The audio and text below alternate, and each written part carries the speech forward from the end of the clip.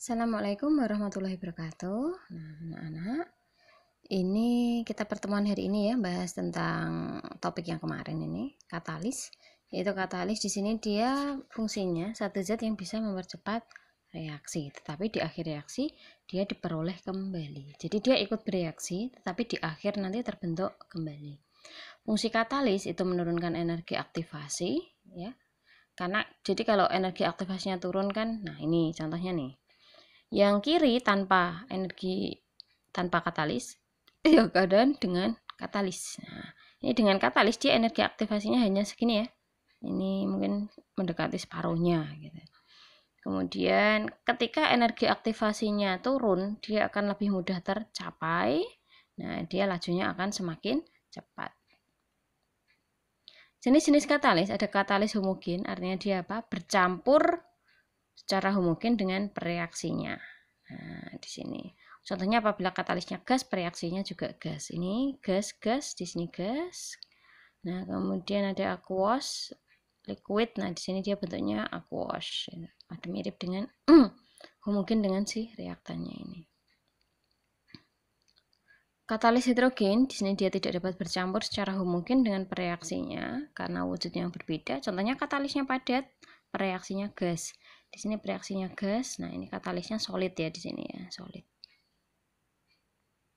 Autokatalis di sini zat yang bisa bertindak sebagai katalis sendiri. Nah, contohnya asam asetat dihasilkan dari reaksi metil asetat dan air tanpa menggunakan autokatalis.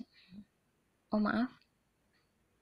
Asam asetat dihasilkan dari metil asetat dengan air, dia autokatalis sendiri gitu ya. Nah, ini contohnya di sini metil, ini kan metil asetat dengan air menghasilkan asam asetat. Di sini dia bertindak sebagai autokatalis sendiri, mempercepat reaksi itu sendiri.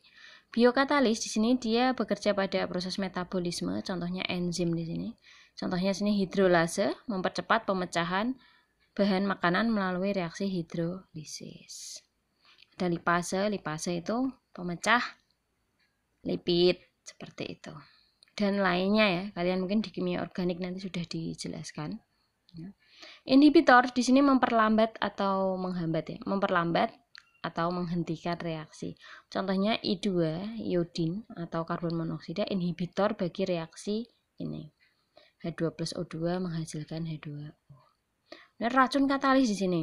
Racun katalis adalah inhibitor tapi jumlahnya sedikit. Dia dapat mengurangi atau menghambat kinerja katalis. Dia sama inhibitor, cuman bedanya hanya sedikit aja gitu ya. Contohnya ini karbon dioksida dan atau karbon disulfida dan gas H2S di sini. Dia racun katalis pada reaksi ini. Ya.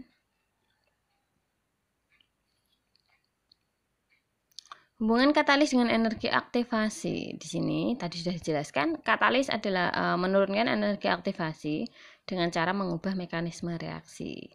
Jadi tahap-tahap reaksinya jadi lebih panjang, tetapi reaksinya justru malah akan lebih cepat di sini.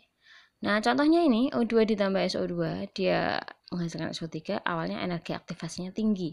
Setelah ditambahkan gas NO yang dia bertindak sebagai katalis, nah, di sini dia menjadi energi aktivasinya rendah, tetapi tahapannya menjadi lebih banyak, yaitu NO, nah, katalisnya bereaksi dulu dengan oksigen, menghasilkan NO2, kemudian itu NO2 baru bereaksi dengan SO2, menghasilkan SO3. Kemudian ini kan reaksinya bisa disederhanakan ya. Ini yang di kiri ada NO gas di sini, di kanan juga ada NO gas, ini bisa dicoret. NO2 di sini di kanan dengan di kiri ini juga bisa dicoret. Hasil bersihnya kan O2SO tambah SO2 menghasilkan 2SO3. Seperti itu. Sudah.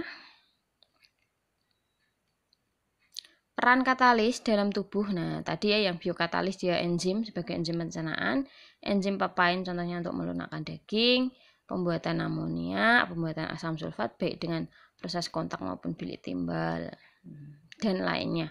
Nanti silakan searching sendiri ya kalau seandainya ini yang Ibu sampaikan memang terlalu sedikit ya. Mungkin kurang mendalam untuk yang apa tadi? Peran katalis. Sifat katalis di sini dia tidak berubah pada akhir reaksi komposisinya karena dia akan terbentuk kembali ya. Kemudian tidak memulai reaksi tetapi mempengaruhi reaksi.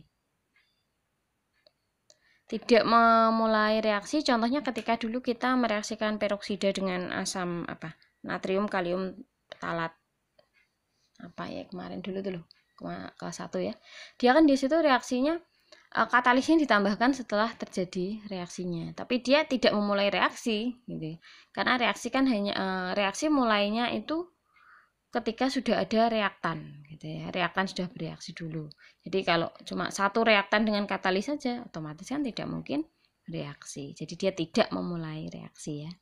Tetapi ketika reaksi sudah berlangsung ditambahkan katalis, nah langsung reaksinya bisa berjalan dengan cepat. Dia bekerja spesifik ya, kan katalis khusus ya, misalkan reaksi 1A, dia katalisnya dengan katalis ini gitu. Katalis bekerja pada suhu optimum, suhu maksimal. Dia katalis bisa diracuni zat lain, contohnya racun katalis. Nah, contohnya yang tadi, kan ada katalisnya platina, tapi dia bisa diracuni oleh CO2 dan lain-lain tadi. Ya. Aktifan katalis dapat diperbesar dengan promotor, oleh promotor. Kemudian katalis yang memperlambat disebut inhibitor. Yang memperlambat tadi inhibitor, kalau yang mempercepat kan istilahnya katalis ya. Oke. Sekarang persamaan laju reaksi. Ibu bagi aja menjadi 2 part ya. Oke, sampai jumpa di part berikutnya. Assalamualaikum warahmatullahi wabarakatuh.